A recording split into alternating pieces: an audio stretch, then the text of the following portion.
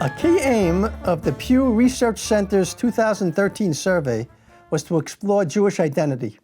What does being Jewish mean in America today? 42% responded that having a good sense of humor was essential to their Jewish identity.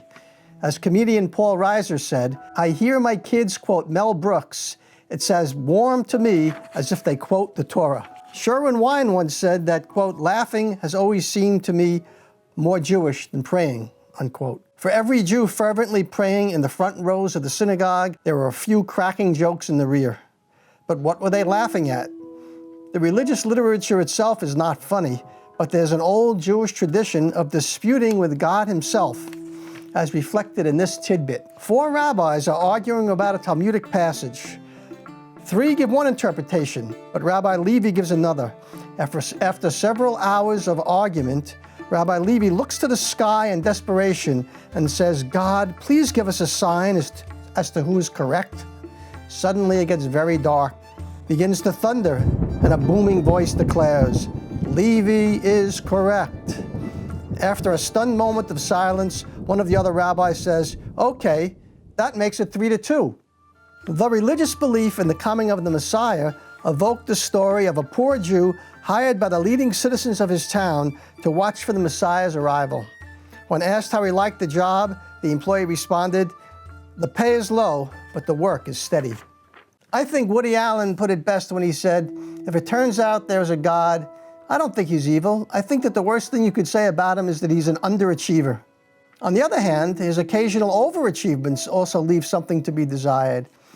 A reporter interviewing Rabbi Seligman after a bolt of lightning had struck the synagogue roof and sent it crashing down into ruins asked, "Rabbi, what was your reaction when you saw this terrible devastation?" "My first reaction," the rabbi chuckled, "I thought, thank goodness we took out insurance against acts of God." And then there is Jewish satire directed against those who take the Bible literally. Consider George and Ira Gershwin, who wrote the song "It Ain't Necessarily So" for the opera Porgy and Bess that opened on Broadway in 1935 with an all-African-American cast. George took the melody from Jewish liturgy, specifically the Aliyah blessing before the reading of the Torah. It pokes holes in the following biblical stories: little David slaying the giant Goliath, Jonah surviving in the belly of a whale, Pharaoh's daughter claiming she found a baby floating down the Nile, and Methuselah living 900 years. Here was the chorus. "It ain't necessarily so, it ain't necessarily so. The things that you're liable to read in the Bible ain't necessarily so." In the tradition of the Jewish apokoros or freethinker, Woody Allen gave us this story about the Akedah, when God tells Abraham to sacrifice his son Isaac. "And Abraham awoke in the middle of the night and said to his only son Isaac, I've had a dream where the voice of the Lord saith, I must sacrifice my only son, so put your pants on." "Well, did he say he wants me sacrificed?" Isaac asked his father. But Abraham said, "The faithful do not question." And Sarah, who heard Abraham's plan, grew vexed and said, "How doth thou know it was the Lord, and not say thy friend who loveth practical jokes?" And Abraham answered, "Because I know it was the Lord. It was a deep, resonant voice, well modulated, and nobody in the desert could get a rumble in it like that." And Sarah said, "And thou art willing to carry out this senseless act?" But Abraham told her, "Frankly, yes, for to question the Lord's word is one of the worst things a person can do."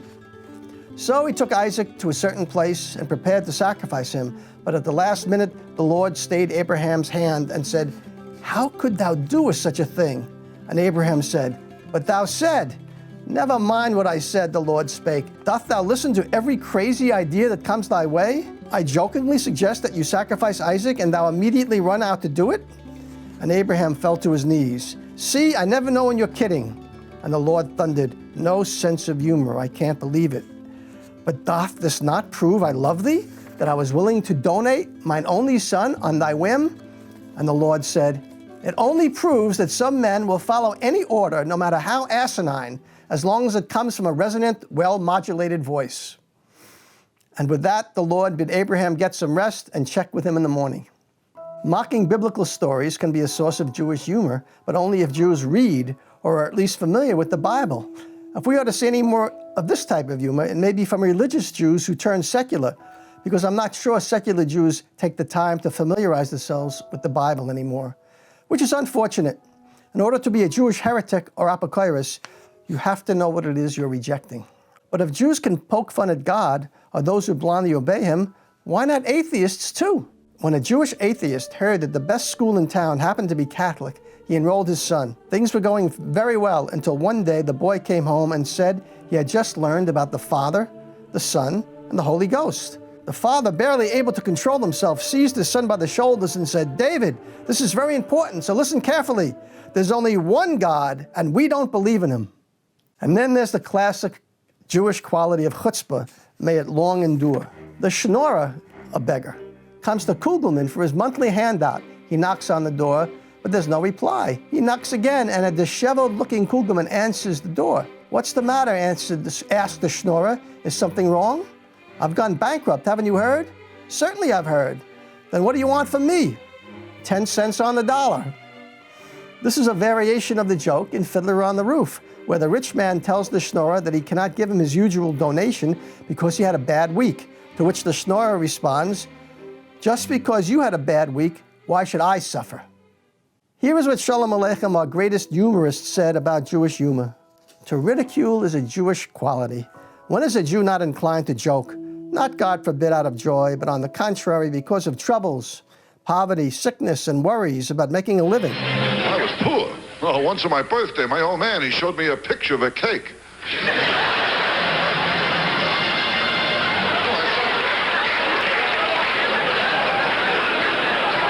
I sat there all day trying to blow out the candles. Laughing at adversity is one form of Jewish humor. Laughing at authority figures is another. Laughing at our own shortcomings is yet another. Jewish humor is many-sided. At one end of the spectrum, there was Jewish black humor, which is not surprising considering our history. Peretz's famous story, Bunch of Schweig, or Bunch of the Silent, which was dramatized and appeared on the New York stage in the 1950s, is about a man who lived a miserable life on earth. When he dies, he is taken to heaven and brought before a heavenly court for final judgment. The judge is so impressed with his humility in the face of a life full of suffering that he offers Buncha any reward he wants for eternity. But all Buncha could think to ask for is a hot roll with butter every morning. A silence falls upon the great hall, and it is more terrible than Buncha's silence has ever been. Slowly, the judge and the angels bend their heads in shame at this unending meekness they have created on earth. Then the silence is shattered. The prosecutor laughs aloud, a bitter laugh. And here's a more recent and tragic example of Jewish black humor. 3 Jews in a displaced persons camp after World War II, who lost their entire families in the Holocaust, are discussing where they will move to. One says Palestine, the second America, and the third Australia. The first 2 Jews turn to the third Jew and ask, "Why so far?" He answers, "Far from where?" On the other hand, Jews managed even to laugh at the Nazis. Rabbi Altman and his secretary were sitting in a coffee house in Berlin in 1935. Herr Altman said to his secretary, "I notice you're reading Der Stürmer. I can't understand why. A Nazi libel sheet. Are you some kind of masochist or, God forbid, a self-hating Jew?" On the contrary, Frau Epstein, when I used to read the Jewish papers, all I learned of were about pogroms and riots in Palestine and assimilation in America. But now that I read Der Stürmer, I see so much more, that the Jews control all the banks, that we dominate in the arts, that they're on the verge of taking over the whole world. You know, it makes me feel a whole lot better. Now, I don't have to remind you of Mel Brooks's movie and play The Producers, produced only 22 years after the end of World War II, in which Hitler is reduced to a buffoon. It is considered to be one of the funniest creations in the history of American entertainment. It seems to me that so much of Jewish humor was a critical response to our status as outsiders. The next one, the Berkowitzes wake up in the woods in a moose suit. Mr. Berkowitz is shot, stuffed, and mounted at the New York City Golf Club. And the joke is on them because they don't allow Jews. outsiders with respect to Gentile society, and outsiders with respect to the Jewish power structure in the old shtetls, made up of the religious authorities and the well-to-do. Yuma was a playground for secular, non-conforming Jews. You can't be very frum or religious and still use this old Yiddish curse. May your bones be broken as often as the 10 Commandments. There's no denying it. Jewish humorists and comics have almost always been secular. If irreverence is the hallmark of Jewish humor, Mad Magazine is Exhibit A, written and illustrated by the likes of William Gaines, Harvey Kurtzman, Al Feldstein, and Al Jaffe, laced with chutzpah and peppered with Yiddishisms. Comedian and actor Richard Belzer drew a parallel between the old Jewish wedding jesters known as Botkins and modern Jewish comedians. The Botkins' essence was to expose and make fun of things in their society. We expanded to include the entire society. Now, in the area of social or political satire in stand-up comedy, was there anyone who compared to Mort Saul? Or in song, Tom Lehrer? Or in TV, Norman Lear, creator of All in the Family? Think of a political cartoonist who makes you laugh, and you likely come up with Jules Feiffer. They're all alive, but they're all in their 90s. The Yippies, technically the Youth International Party, were the anarchistic wing of the anti-establishment movement of the 60s and 70s. All of its founders, Abby and Anita Hoffman, Jerry Rubin, Nancy Kirshen, and Paul Krasner were Jews. What does yippie mean, Abby Hoffman wrote? Energy, fun, fierceness, exclamation point. Radical pranksters is a good description. Krasner, who is still with us, edited a satiric magazine, The Realist, an offshoot of Mad Magazine. No surprise there. Outside of Walt Disney, who did not like Jews very much, Jews played a huge role in the children's cartoon industry. Lovers of Popeye and Betty Boop have Max Fleischer to thank. Anyone who grew up with Looney Tunes and Merry Melodies featuring Bugs Bunny and Porky Pig, among other cartoon favorites, was laughing at the creations of Isidore Fritz Frelling. Mel Blanc, another Jew, did the voices of dozens of cartoon characters. His Bugs Bunny voice was pure New York City wise guy, which is to say, arguably Jewish. Blanc was also known as the man of 1,000 voices. The epitaph on his gravestone were the same words he put in Porky Pig's mouth at the end of a cartoon. That's all, folks. But if outsider status has been a prerequisite for Jewish humor, this poses a question. How many of us still feel like outsiders? Perhaps some of us do, if you're a member of the LGBTQ community, or a woman living in a male chauvinist environment, or an atheist in the Bible Belt, like Herb Silverman, who was last year's keynote speaker, and the man was in fact hilarious. In the old days, Jewish comedians were dominant, and not just in the Borscht Belt, where the mere thought of a Gentile comedian was ridiculous. As late as the 1980s, 80% of all comics were Jewish. Most of the writers too. By far the greatest sitcom in TV history was Seinfeld. Played by Jerry Seinfeld, a Jew, as a Jewish character. For some reason, his sidekicks were not supposed to be Jewish, even though Costanza was played by a Jewish actor, and Kramer is obviously a Jewish name. Of course, its co-creator, Larry David, is Jewish and played himself in the long-running HBO series Curb Your Enthusiasm. Next to Seinfeld, Billy Crystal is likely the other iconic Jewish comic from the baby boomer generation. He hosted the Academy Awards 9 times to critical acclaim. Although the days are gone when Jews dominated comedy, there are still plenty of Jews in the business, and it's not an accident that many of the younger crop of Jewish comedians or comedy actors are women, like Amy Schumer and Sarah Silverman, Lena Dunham, and Alana Glazer. And I wouldn't be surprised if Jewish lesbians and gay men are also overrepresented as today's outsiders. There also may be some Jewish comedians who have gone, quote, off the derech. Derech means path in Hebrew, so the phrase refers to Hasidim or other ultra-Orthodox Jews who have left their communities, gone off the straight and narrow path. Yes, you guessed it, they have their own website, and one representative of this genre is Leah Foster, who was a popular entertainer among the Hasidim. Then she broke away from the Hasidim, but she remained an observant Jew, and she's still popular in modern Orthodox communities, even though she went through a divorce, and even though she's had trouble getting bookings because of opposition from the Hasidim. I read about her in the foreword, but she also has appeared on the cover of New York Daily News and was interviewed by NBC and CBS. So the tension between her Hasidism and now her less observant lifestyle has certainly been the source for her comedy. Yes, we can still shep nachas from Jon Stewart, from whom a whole generation of young people received their political education, and Louis Black, who, by the way, considers himself a socialist. But you are more likely to see other new minorities up on stage and screen today. Blacks, Hispanics, Chinese, Koreans, Indians, and yes, Muslims. Remember George Carlin riffing on his strict religious upbringing? Are there Muslim comics out there doing the same? I expect so. Case in point, a stand-up comedian, Maysoon Zayid, likes to joke that if there was an Olympic competition for oppression, she would win the gold medal. Why? Well, she says, I'm Palestinian, Muslim, a woman of color, and I'm disabled.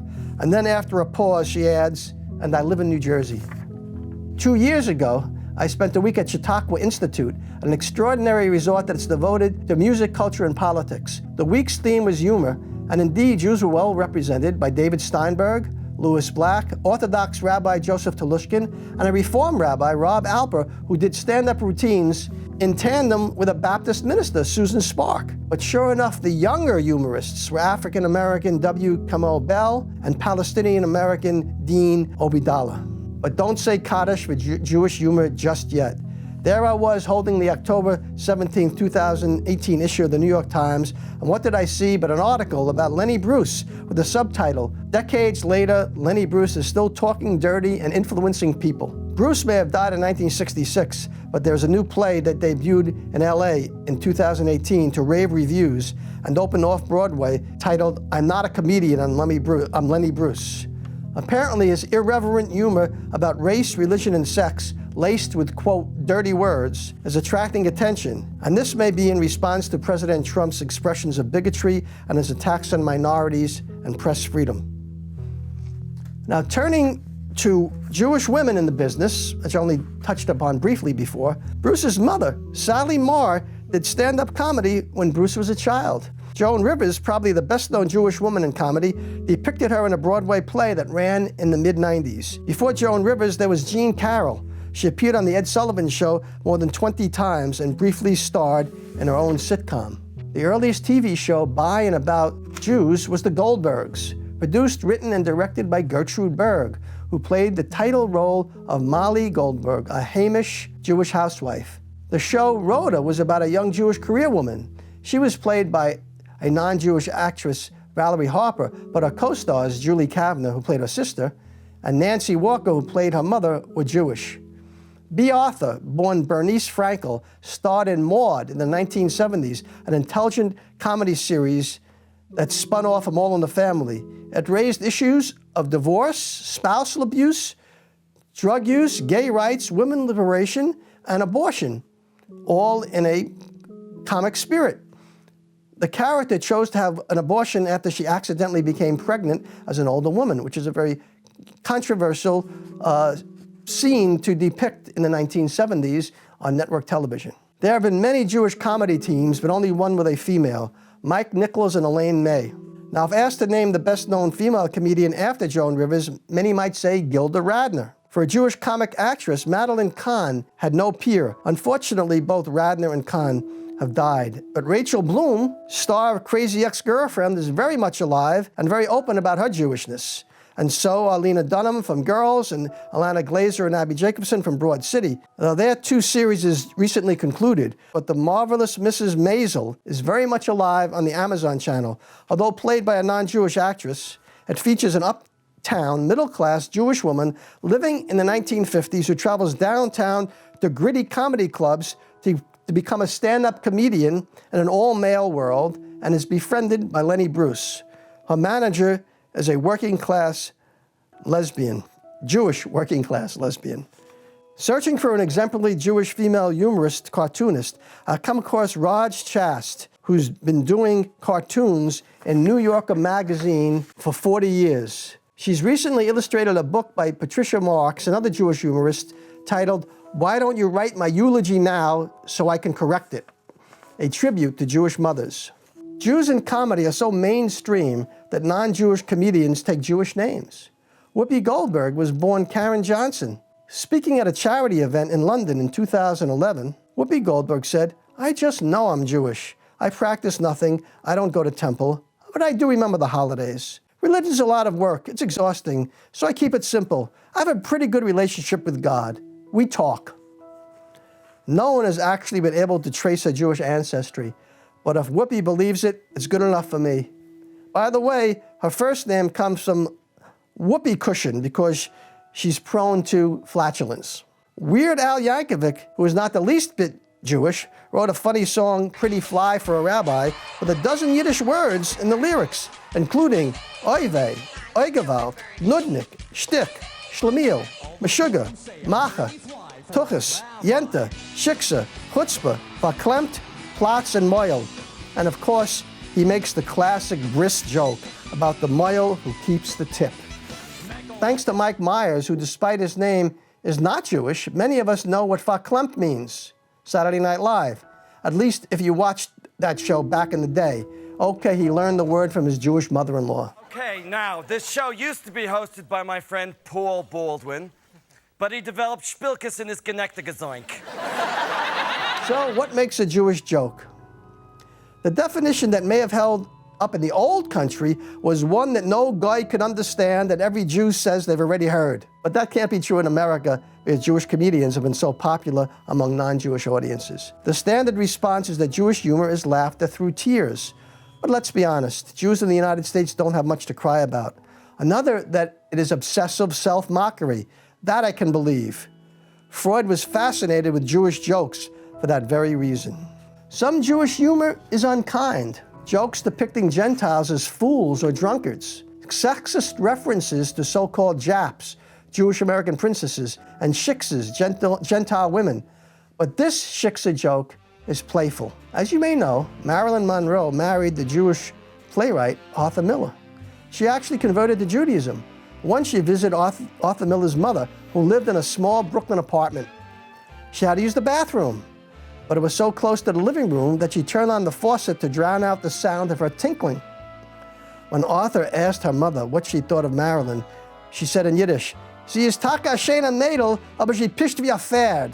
She's quite a pretty girl, but she pees like a horse. American Jews, of course, make jokes about anti-Semitism. This one is a true story. When Groucho Marx's daughter was denied admission to a pool club because it was restricted, that is, it excluded Jews, he wrote to the board of directors asking if she could go into the pool up to her belly button because she was only half Jewish. When all is said and done, the best of Jewish humor is subversive. It goes against the grain. As long as Jews don't get too comfortable, it'll endure. As William Novak and Moshe Waldoks observed in the Big Book of Jewish Humor, which was published in 1981, Jewish humor tends to be anti-authoritarian. Jewish humor mocks everything, including God. Jewish humor is strongly democratic, stressing the dignity and worth of the common folk. It frequently has a critical edge, which creates discomfort in making its point. In general, Jewish humor deals with the conflict between the people and the power structure, whether that be the individual Jews within his community, the Jew facing the Gentile world, or the Jewish community in relation to the rest of humanity. Much humor, and not just Jewish humor, is based on the absurdity of life, and that will never change. Laughter admits that life is absurd, and laughter sublimates the absurdity by making it enjoyable. We may get angry, but to avoid becoming too cynical, we should always keep our sense of humor. Shalom Aleichem said, "Lachen is gesund, Doktoren Hazen Lachen." Laughter is healthy, doctors prescribe it. In fact, his granddaughter, Belle Kaufman, taught a 6-week course in Jewish humor at Hunter College in 2011. She turned 100 during that 6 weeks period, and then she lived another 3 years.